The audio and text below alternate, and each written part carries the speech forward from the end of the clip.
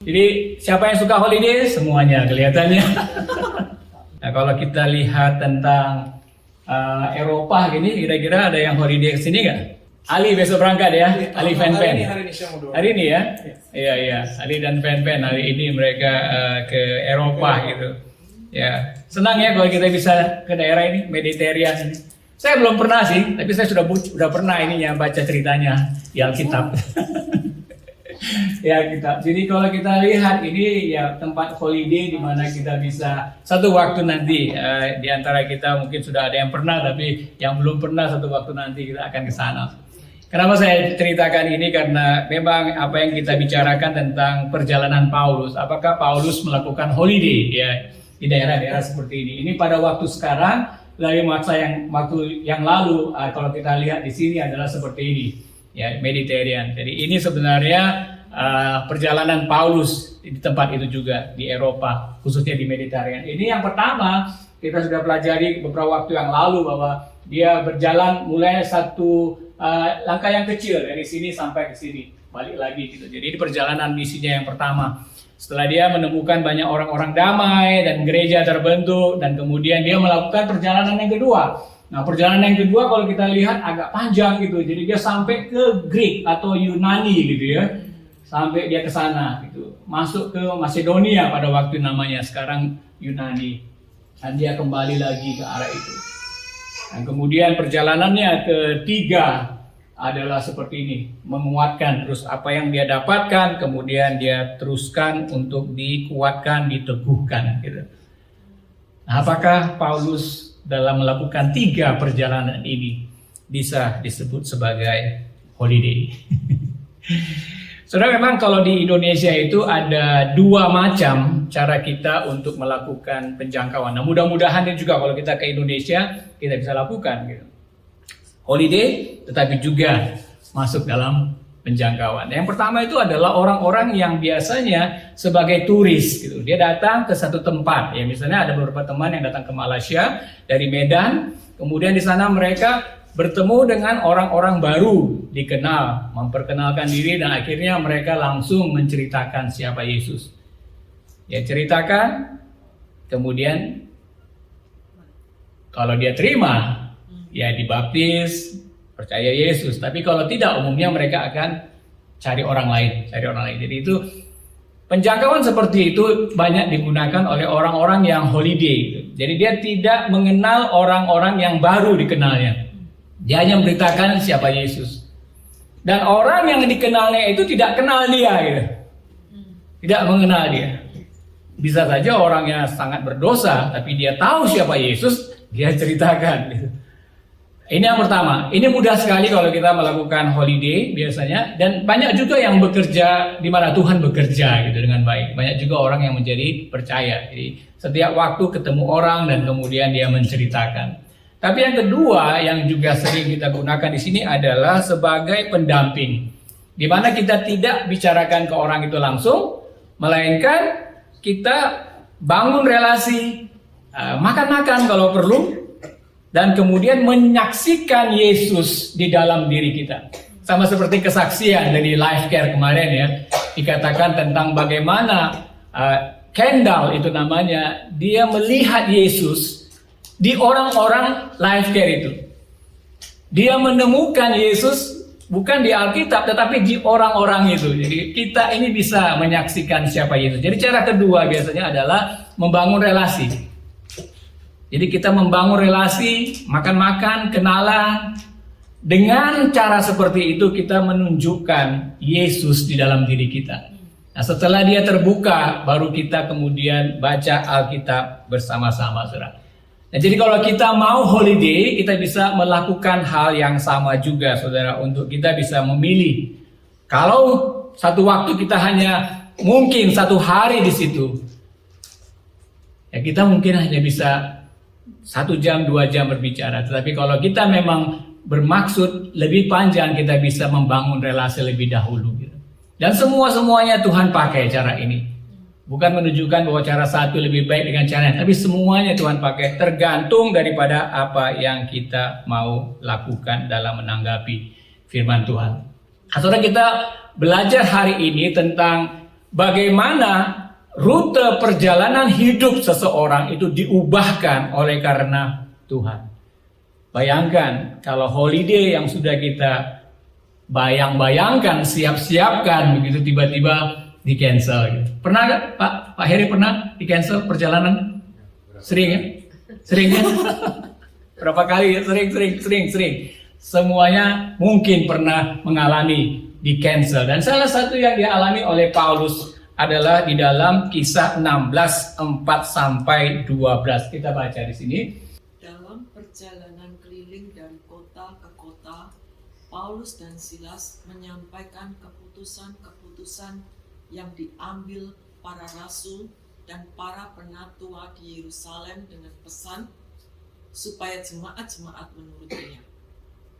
Demikianlah jemaat-jemaat diteguhkan dalam iman, dan makin lama makin bertambah besar jumlahnya. Mereka melintasi tanah Frigia dan tanah Galatia karena Roh Kudus mencegah mereka untuk memberitakan Injil di Asia. Dan setibanya di Misia, mereka mencoba masuk ke daerah Bitinia, tetapi Roh Yesus tidak mengizinkan mereka. Setelah melintasi Misia, mereka sampai di Troas. Pada malam harinya, tampaklah oleh Paulus suatu penglihatan. Ada seorang Makedonia berdiri di situ dan berseru kepadanya, katanya, "Menyeberanglah kemari dan tolonglah kami." Ayat 10, setelah Paulus melihat penglihatan itu, segeralah kami mencari kesempatan untuk berangkat ke Makedonia. Karena dari penglihatan itu, kami menarik kesimpulan bahwa Allah telah memanggil kami untuk memberitakan Injil kepada orang-orang di sana. Lalu kami bertolak dari Troas dan langsung berlayar ke Samotrake. Dan keesokan harinya, tibalah kami di Neapolis. Dari situ kami ke Filipi, kota pertama di bagian Makedonia ini, suatu kota perantauan orang Roma. Di kota itu kami tinggal beberapa hari. Ini adalah perjalanan Paulus yang kedua kali. Setelah mereka menemukan di Antiokhia ini ada orang-orang yang menghalalkan atau menyarankan supaya orang-orang asing itu juga disunat. Mereka memasukkan ajaran-ajaran Yahudi, hukum Taurat bagi orang-orang yang bukan Yahudi. Akhirnya terjadilah banyak sekali pertikaian dan mereka membawa pertikaian itu ke Yerusalem. Pemimpin-pemimpin di Yerusalem, Petrus, Yohanes, Yakobus, kemudian mereka mengumpulkan orang-orang dan mendiskusikan. Akhirnya memutuskan supaya kita tidak memberatkan orang-orang yang bukan Yahudi untuk percaya Yesus. Mereka jangan dipaksa seperti itu. Mereka diberikan saran yang simpel saja supaya mereka tidak makan makanan yang dipersembahkan kepada berhala dan mereka tidak berbuat cabul lagi.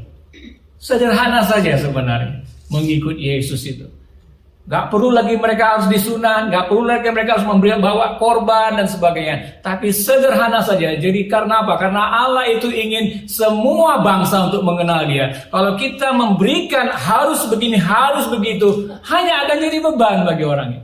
Jadi kalau kita datang ke gereja, kalau kamu menjadi orang Kristen, kamu datang ke gereja, tidak mesti seperti itu. Gereja itu di rumah juga bisa. Ketika mereka berbicara Alkitab, bersekutu, yang penting gereja itu bukan satu orang ya. 2-3 orang berkumpul dalam namaku, aku akan hadir. Nah, kadang-kadang kita memberikan semacam aturan-aturan manusia, sama seperti kasus ini.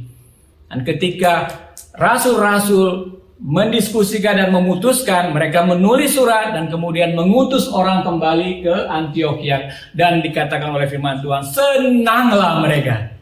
Karena kita diberikan beban itu sangat berat, saudara, nggak menyenangkan. Tapi kalau kita diberikan mengikut Yesus, itu akan membebaskan kita. Itu orang akan senang gitu. Mereka tidak berbuat cabul lagi. Mereka tidak berbuat dosa. Jadi tidak ditambahkan aturan-aturan agama lagi dalam kehidupan mereka.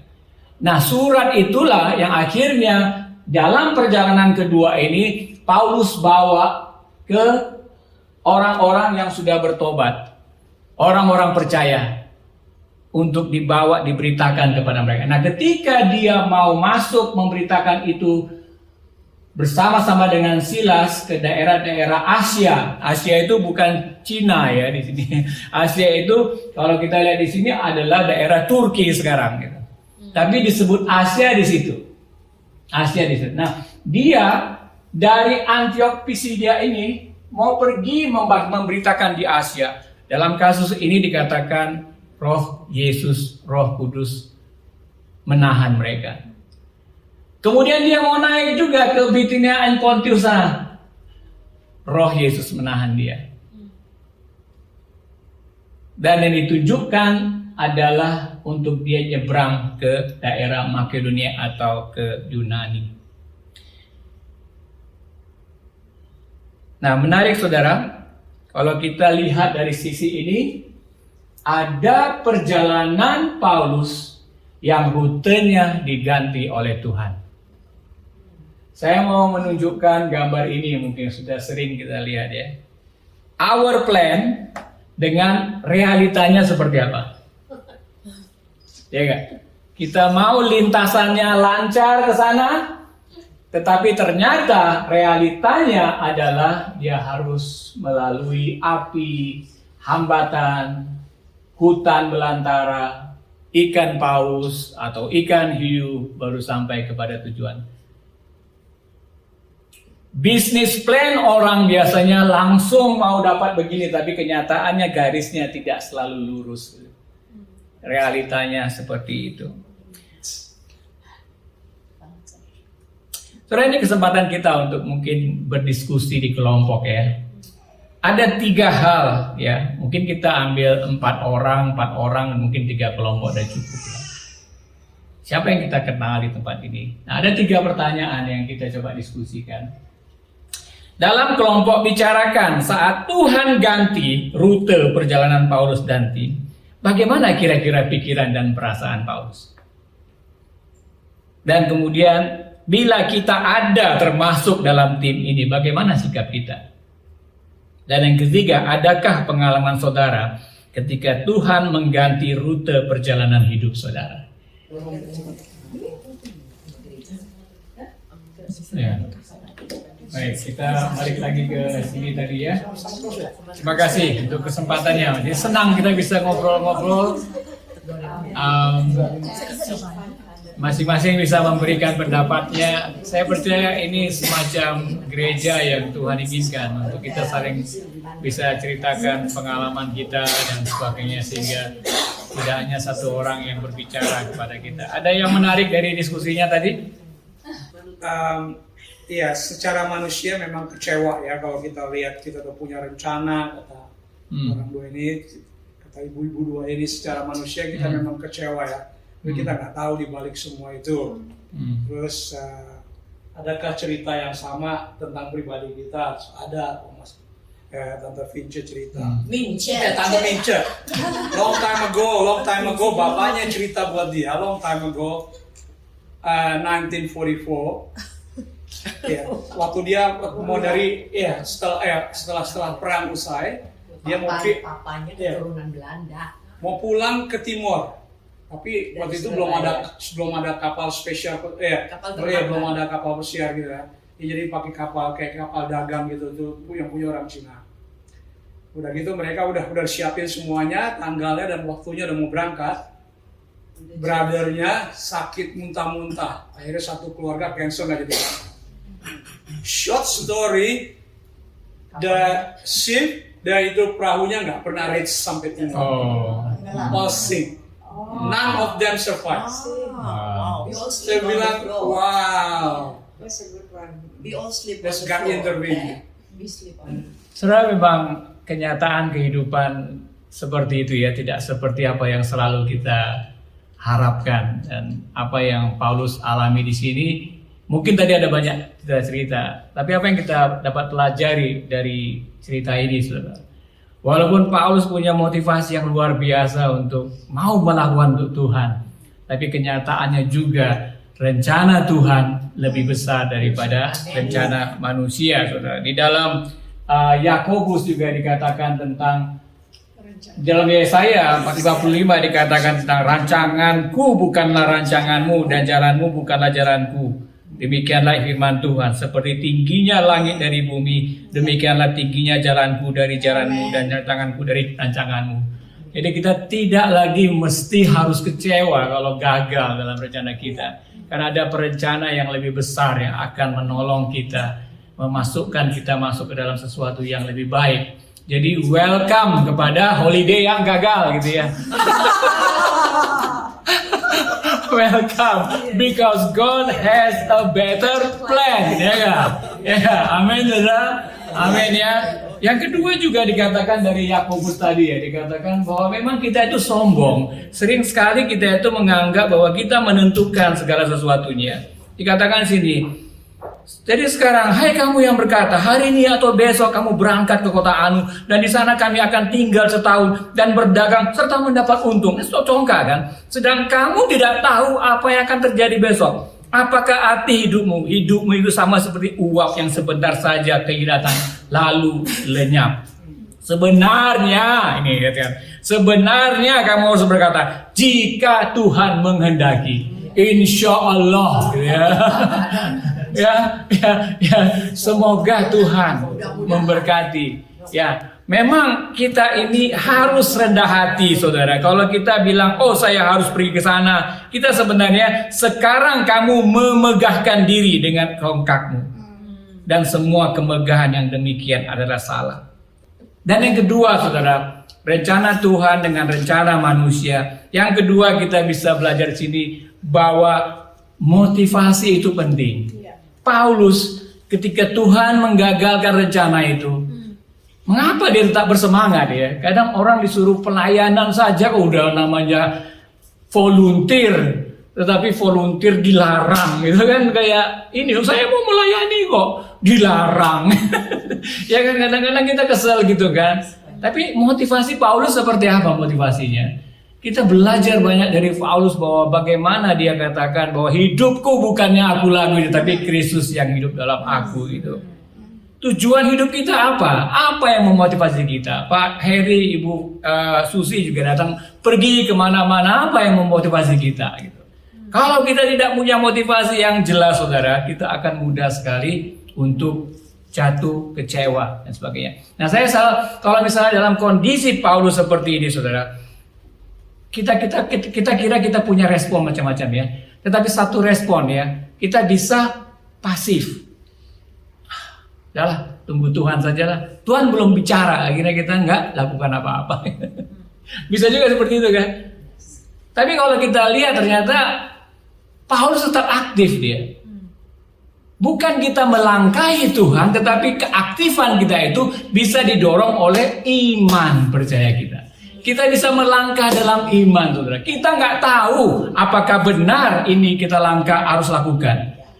Tapi kita melangkah dalam iman.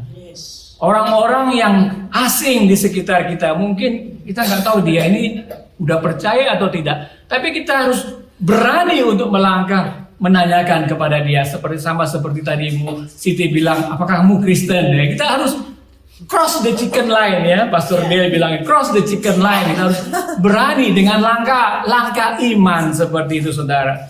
Jadi kalau kita bisa responnya pasif, kita perlu juga berdoa, saudara.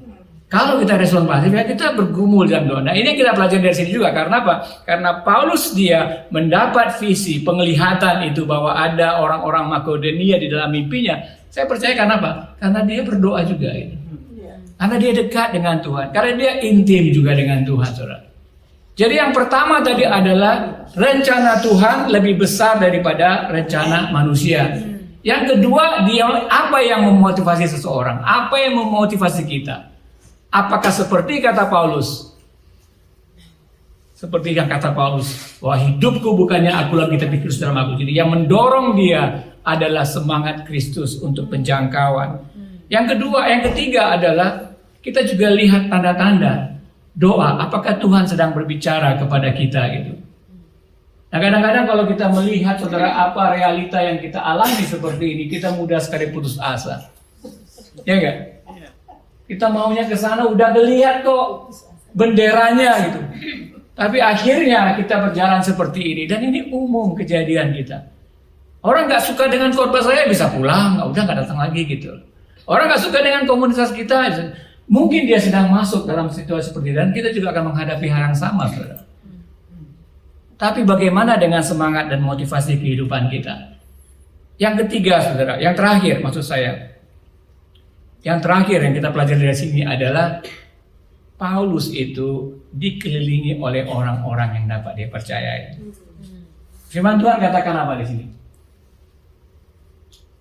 Segeralah kami, di sini dikatakan di ayat 9, pada malam harinya tampaklah oleh Paulus suatu penglihatan. Ada seorang Makedonia berdiri di situ dan berseru kepadanya, menyeberanglah kemari dan tolong kami. Nah, setelah Paulus melihat penglihatan itu, segeralah kami mencari kesempatan untuk berangkat ke Makedonia karena dari penglihatan itu kami menarik kesimpulan, bukan Paulus, kami.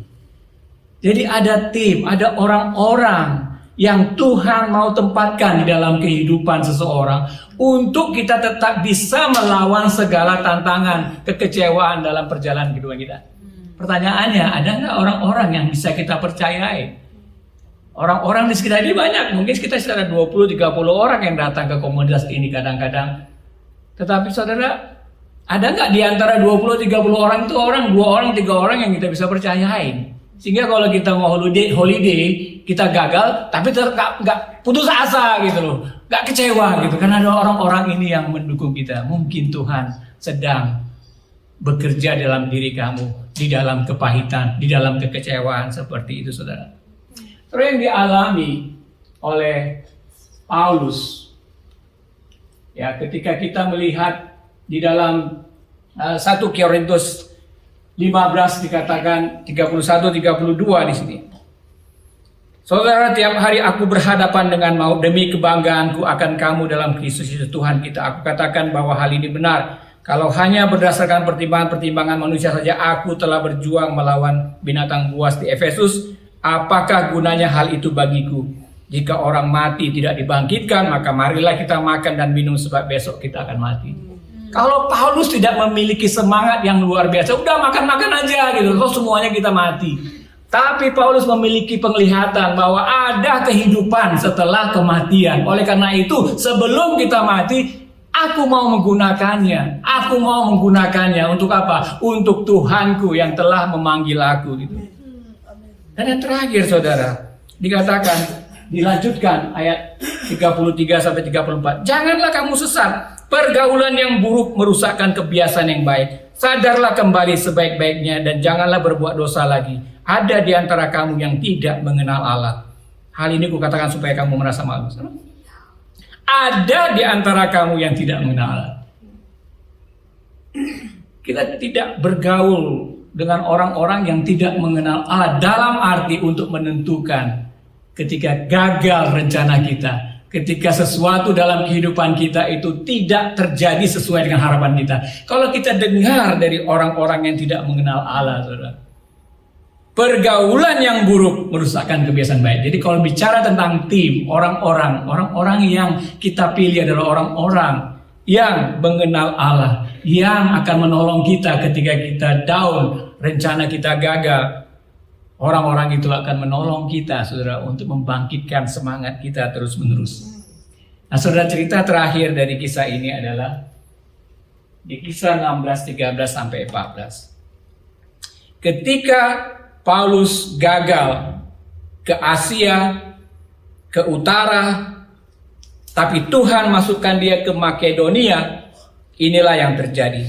Dia datang ke Makedonia, singgah di kota Filipi. Dan firman Tuhan katakan ini. Pada hari Sabat kami keluar pintu gerbang kota. kami menyusur tepi sungai dan menemukan tempat sembahyang Yahudi yang sudah kami duga ada di situ. Setelah duduk, kami berbicara kepada perempuan-perempuan yang ada berkumpul di situ. Seorang dari perempuan-perempuan itu yang bernama Lydia turut mendengarkan.